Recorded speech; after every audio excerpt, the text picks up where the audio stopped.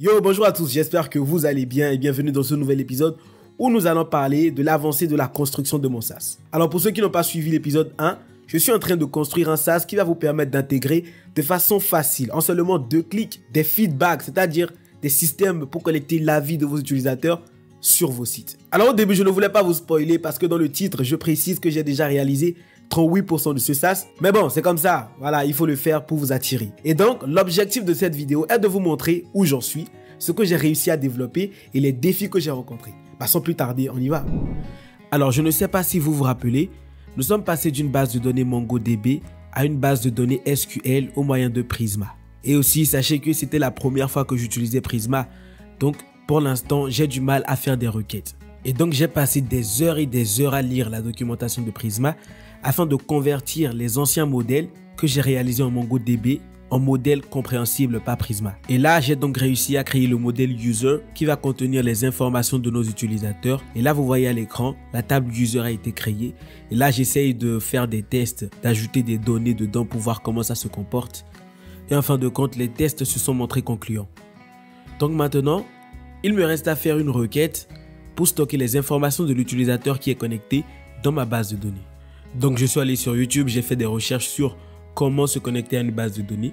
Alors oui, j'aurais pu demander ça à ChatGPT, mais j'ai voulu regarder une vidéo qui montre précisément comment le faire. Mais vous connaissez la plupart des vidéos sur YouTube, notamment les tutoriels, ils ne vont jamais directement droit au but. Donc j'ai regardé en tout cas une dizaine de vidéos pour voir comment le faire.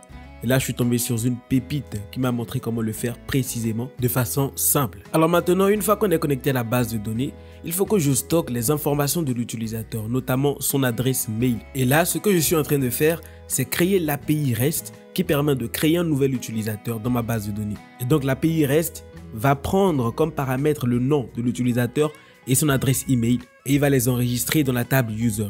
Alors, je sais, il y a des gens qui vont me demander, mais pourquoi je fais cela ? Au fait, l'authentification est gérée par Google. Et donc, moi, ce que je fais, c'est que quand la personne est connectée, je récupère juste son adresse email et son nom que j'insère dans ma base de données à moi. Et donc, je vais me déconnecter. Ensuite, je clique sur le bouton pour me connecter. Je choisis un compte. Regardez. Là, ça me connecte. Et là, je suis connecté. Et quand je vais dans ma base de données, vous voyez, nous avons les informations de la personne qui est connectée. Et comme ça, nous venons de finir l'authentification de mon SaaS. Maintenant, il faut que je mette en place la logique qui permet de créer un feedback. Et pour ça, il faut créer les tables. Donc, je dois convertir mes modèles Django, du moins mes modèles de MongoDB, en modèles compréhensibles par Prisma. Et ça, je laisse ChatGPT le faire. Vu que c'est une tâche très facile à faire, je ne veux pas perdre énormément de temps à refaire cela. Et évidemment, quand il finit, je vérifie code par code ce qu'il a fait. Du moins, chaque caractère qu'il a écrit, je vérifie pour voir si c'est en accord avec ce que je veux. Vous voyez? Maintenant, il faut que Prisma crée les tables. Donc, j'ai trouvé une commande sur Internet que j'ai lancée. Mais le problème, c'est qu'il ne veut pas les créer. J'ai exécuté cette commande-là à plusieurs reprises sans succès. Et donc, ce que j'ai fait, j'ai arrêté le serveur qui tourne ma base de données et je l'ai redémarré.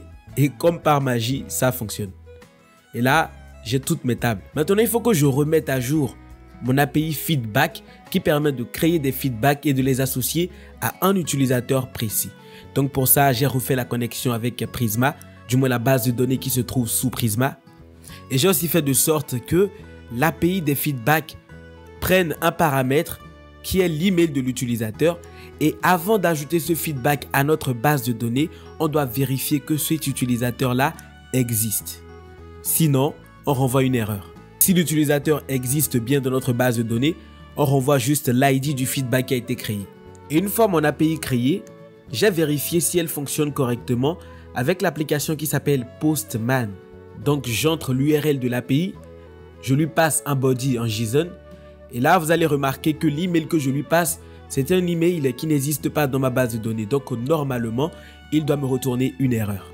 Et quand je lui passe un email qui existe vraiment, c'est-à-dire qu'il est dans ma base de données, ça fonctionne, regardez, ça nous retourne l'ID du feedback qui a été créé. Donc ça marche. Et vous allez le voir, le fait qu'une API marche à l'extérieur de l'application ne garantit pas qu'elle marchera à l'intérieur de l'application. Et donc, mon but maintenant, c'est de faire fonctionner cette API dans mon application. Donc, ce que j'ai fait, c'est qu'une fois que ce formulaire-là est rempli, ça envoie les informations à mon API. Et malheureusement, la requête a échoué. Et donc j'ai passé des heures et des heures à voir pourquoi ça échoue. J'ai regardé la console du navigateur. Il n'y avait pas vraiment d'informations qui me permettent de savoir précisément ce qui se passe. J'ai même regardé mon code ligne par ligne pour voir où se trouve le problème. Mais je n'ai pas trouvé le problème quoi. Parce que pour moi, tout était conforme. J'ai même demandé à ChatGPT. Il était incapable de me dire où se trouve le problème. J'ai fait des console logs de partout pour débugger sans succès quoi. Et donc après avoir passé plus d'une heure à rechercher où se trouve précisément le problème, je me suis rendu compte que c'est moi qui ai fait une erreur bête, une erreur très simple. Au fait, j'ai initialisé le useState qui gère l'état de la variable time en un string. Regardez, il doit être normalement à 0 vu que c'est un number. Et donc ce qui se passe, c'est qu'à chaque fois que j'envoie mon formulaire, mon API reçoit un string au lieu de recevoir un integer, c'est-à-dire un nombre. Et c'est de là que vient ce problème. Et regardez, quand je recrée un feedback, nous avons un message de succès et nous avons le lien du feedback qui a été généré. Vous voyez, nous avons un lien unique qui représente chaque feedback qui a été créé. Et donc c'est ce lien-là que vous allez copier et coller dans votre site pour avoir le feedback. Ah, j'allais oublier, veuillez liker cette vidéo si elle vous plaît et abonnez-vous pour soutenir la chaîne.